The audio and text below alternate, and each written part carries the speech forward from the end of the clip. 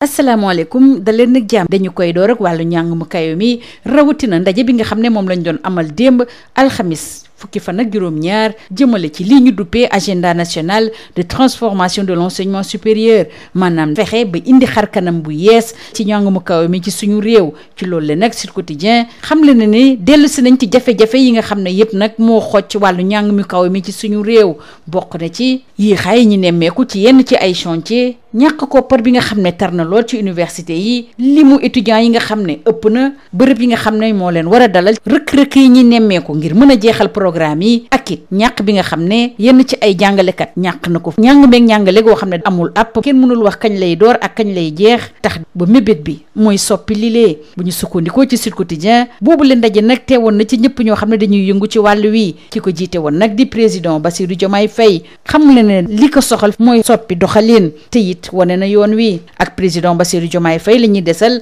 ndax ay kàddoom it Le Soleil yeggee nañu ko waxtaane na bu baax a baax nan la ñuy def ba tàggalikook chantier yi nga xam ne du pare mukk ci loolu yëpp joxe na xalaatam ngir mébét bi mën a antu waxtaan yi danañu ko tënk ci fukki poñ ak benn ñu samp ci juróom-ñetti commission yoo xam ne nag danañ door liggéey bi ci ñaar fukki fan ak benn ci weeru sulet li gën a neex Le Soleil nag ci mbir mi mooy ñi nga xam ne ñooy syndicat yi yëngu ci wàll wi ñoom ñëpp bokk ànd ci waxtaan bi nga xam ne nag li ko tax a jóg mooy gën a ñoŋal njàng meeg njàngale mi ci daara yu kawe yi ci suñu réew ci jamono jooju nag ëttu yéenekaay yëpp yu ñu xëyee ndool di xam le ne Sénégal ak Arabie Saoudite nag dañoo xaatim ab contrat bu yees indi ci ay coppite jëmale ci usine de dessalement bu Grande Côte maanaam nan la ñuy fexe ba jël ndox bi nga xam ne dafa saf sàpp ak xorom wàññi ko bu baax a baax bañ mun ko jëfandikoo boobule xibaar it waa Sud Quotidien di ñu ko yeggee bu ñu sukkandikoo nag ci wàllu enquête ñu ngi xam ne nag nguur gi tegaan na loxoom bu baax a baax dañ ko saytuwaat wàññi bu baax a baax njëgu ndox mi leneen loo xam ne it wàññi nañu ko mooy loyer bi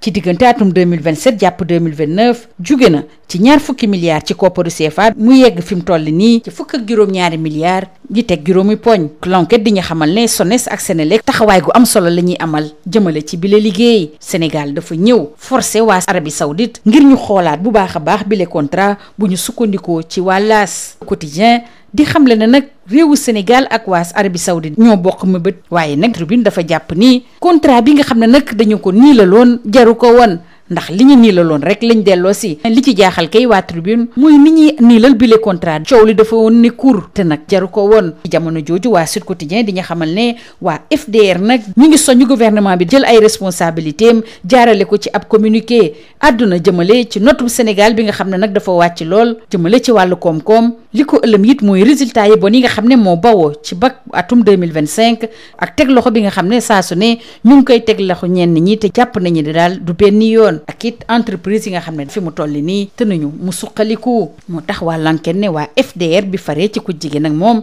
mer bu futta la ñu def fi mu toll nii te xamal nañu ko nguur gi jaarale ko ci communiqué bi nga xam ne moom lañ siwal démb keneen koo xam ne it dal na ci nguur gi mooy Pape Malick Ndour mu sekk waxtaan bu yaatu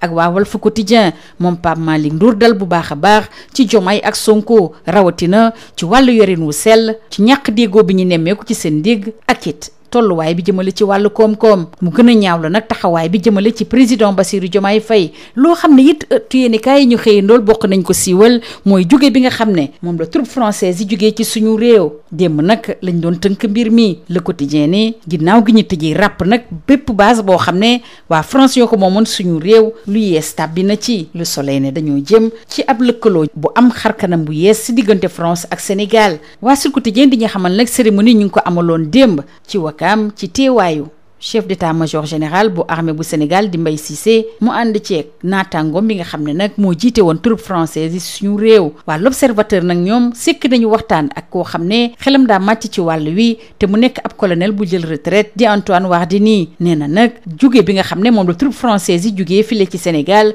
waruñ ko méngaleeg ab ndam jëmale ci wàllu guerre ñu sekk it waxtaan ak docteur Abdou Latif Aïdara moom it xelam màcc jëm ci wàllu géopolitique moom nag nee na ci jamono joo xam ne nag waa France abal nañu nag Sénégal dafa war a def kéem kàttanam ba war a mënal boppam ci wàllu renseignement ngir mën a saytu bu baax a baax ay frontière am bàyyi xel gu baax a baax it dem beeg dikk jëmale ci wàllu terroriste yi ak it gën a ñoŋal kaaraange gi ci biir géej gi. ñu jàll ci BFM bi nga xam ne ñu ngi koy amal ci jamono ji ci réew mi ak lu doy waar li nga xam ne moo am ci Louga ak ci Mbour te waa Sud Quotidien ak waa L'As ñu ko yeggee. ci Mbour ñeenti candidat lañ teg loxo am na it ñett ñoo xam ne dañu daw ci jamono ji ci Louga fukki candidat ak juróom-ñett ñoom nag dañ leen teg loxo ndax dañ doon tricher. te it dañoo fekk ay corrigé épreuve ci ñoom waa L'As di xamle ne nag yooyu corrigé épreuve 4 000 la ñu ko doon jaayee. ñu jàll nag ci wàllu yoon waxtaane ak Les Échos mbirub Fatou Ndiaye Fouta Tampi teg nañ ko loxo liñ koy toppee mooy ab bor boo xam ne dafa bawoo ci FONGIP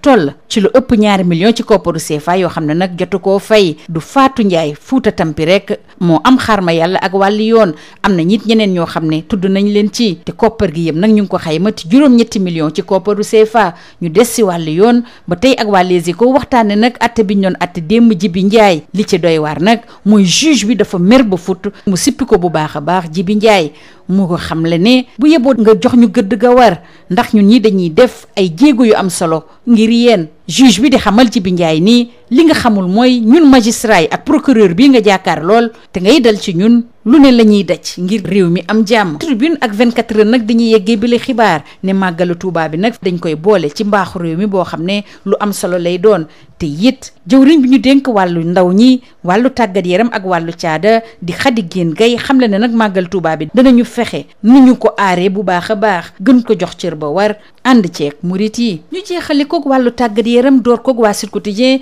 ñuy xamle nag finalu coupe du Sénégal dañ koy amal ci stade Léopold Sédar Senghor ginnaaw juróom-ñaari at yoo xam ne dañu ko tëjoon amaluñ foon benn match te waa République populaire de Chine doon fa amal ay liggéey yu am solo. ñu jeexale ko quart de finale coupe d'Afrique jigéen ñi nga xam ne ñoo yëngu ci wàllu football te ñu koy amal ci Maroc te mu nar a am ci diggante Afrique du Sud ak waa Sénégal gaynde yu jigéen ñi nag dañoo fas yéene dëkk bu baax a baax waa Maroc yi nga xam ne ci jamono ji ñoo jiitu ci l'Afrique lii moo gënoon a fës ci ëttu yéenekaay yi ñu xëyandool yendoog jàmm. Bonjour. La refondation structurelle de l'université sénégalaise, la renégociation du contrat Aqua Power et le retrait des troupes françaises du Sénégal, tels sont les sujets fortement relayés par la presse parus ce jour. Face à l'empilement des difficultés dans l'enseignement supérieur, les retards dans les chantiers pédagogiques, le déficit budgétaire, les effectifs pléthoriques, le dérèglement du calendrier universitaire, le manque d'enseignants et les cycles qui s'étirent indéfiniment, le Sénégal, d'après Sud Quotidien, entame un vaste chantier de refondation. C'est dans cette perspective qu'a été lancé hier jeudi 17 juillet l'agenda national de transformation de l'enseignement supérieur, de la recherche et de l'innovation. Ceci en présence de l'ensemble des acteurs du secteur et en présence également du président Bassirou Diomaye Faye qui, d'après le confrère, engage le processus. Restons avec lui, cette fois-ci dans les colonnes du Soleil. Selon le confrère, 11 points seront discutés dans 8 commissions à partir du 21 juillet. Le confrère n'a pas manqué de relever le consensus des syndicats autour de la nécessaire réforme du secteur. Et pour ce qui est de la finalisation des chantiers universitaires, le Soleil d'indiquer que le chef de l'État a expliqué que ces assises vont permettre d'apporter des solutions durables aux défis structurels du système d'enseignement supérieur. Parlons à présent avec le Soleil tout d'abord de l'usine de dessalement de la Grande Côte avec le Sénégal et l'Arabie Saoudite qui signent le contrat renégocié. Le Sénégal revoit son contrat avec Aqua Power à la baisse, rapporte Sud Quotidien. Sénégalais et Saoudiens sont dans les mêmes eaux, intime conviction du Quotidien qui signale que quelques ajustements ont été apportés dans le nouveau contrat, alors que pour l'enquête, l'État reprend tout simplement la main avec ce contrat renégocié avec une baisse du prix de l'eau dessalée de 427 à 389 francs CFA par mètre cube. Le loyer annuel allégé passe également à 17,5 milliards de francs CFA entre 2027 et 2029 au lieu de 20 milliards. Toujours d'après l'enquête,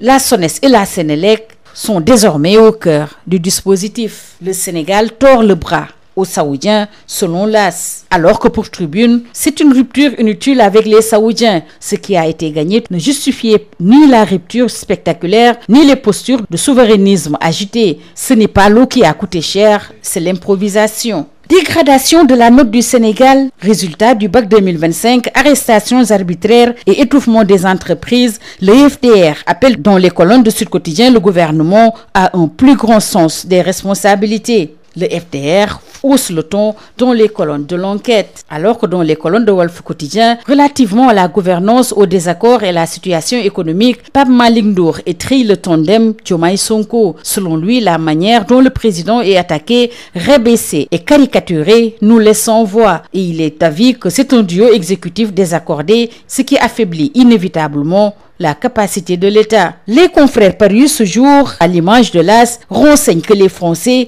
quittent le Sénégal. Dakar tourne la page, selon Sud Quotidien, avec les dernières installations des militaires français qui ont été rétrocédées hier, jeudi 17 juillet. Le chef d'état-major général des armées, le général Mbaye Cissé et le général Pascal Lani, patron du commandement de l'armée française pour l'Afrique, ont présidé la cérémonie. Restons avec la souveraineté militaire totale du Sénégal, avec les enjeux de nouveaux pacte de défense avec l'Observateur. Ce départ des troupes françaises ne doit pas être célébré comme une victoire de guerre. C'est le regard expert du colonel à la retraite Antoine Wardini qui a accordé un entretien exclusif à l'Observateur sur la question. Et selon Dr Abdoulatif Aïdara, spécialiste de la géopolitique des conflits, le Sénégal devra renforcer ses propres capacités en matière de renseignement pour surveiller ses frontières, mais également les mouvements terroristes et la sécurité maritime. Rififi autour des fonds de FONGIP, Fouta Tampi a été arrêté hier. Information à lire dans les colonnes de Les Échos.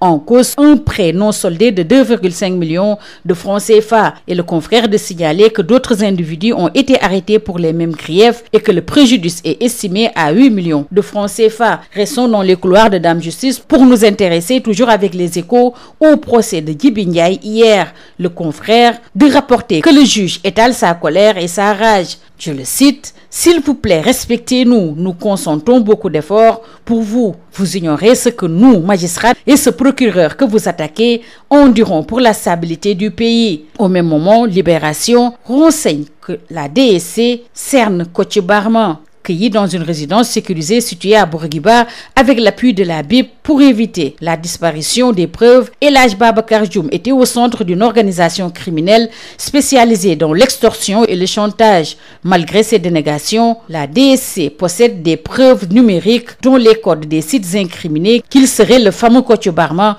recherché depuis 2018. Fraude au BFM, 4 candidats ont été arrêtés et 3 suspects ont fuite à Mbour, alors qu'à Louga, 18 candidats ont été interpellés pour tricherie et détention frauduleuse de corrigés d'épreuves, renseigne Sud Quotidien. Les corrigés des épreuves sont vendus à Louga et à Mbour. 3 élèves sont en garde à vue, selon l'AS. Alors que pour Tribune et 24 heures, le Grand Magal de Touba a été inscrit au patrimoine culturel immatériel du Sénégal. C'est le grand classement pour le Magal de Touba, rapporte 24 heures. Pour le ministre de la Jeunesse, des Sports et de la Culture, Khady Diène Gaye, le Magal de Touba fera l'objet d'un plan de sauvegarde et de mise en valeur en collaboration avec la communauté mouride. En sport, Coupe du Sénégal 2025, retour au Stade Senghor 7 ans après. Selon Sud Quotidien, dimanche, le Temple du Sport va accueillir ses premiers matchs de football après sa rénovation complète par la République populaire de Chine. Quart de finale de la CAN féminine Maroc 2024 entre l'Afrique du Sud et le Sénégal, les Lions défient les tenantes du titre demain samedi,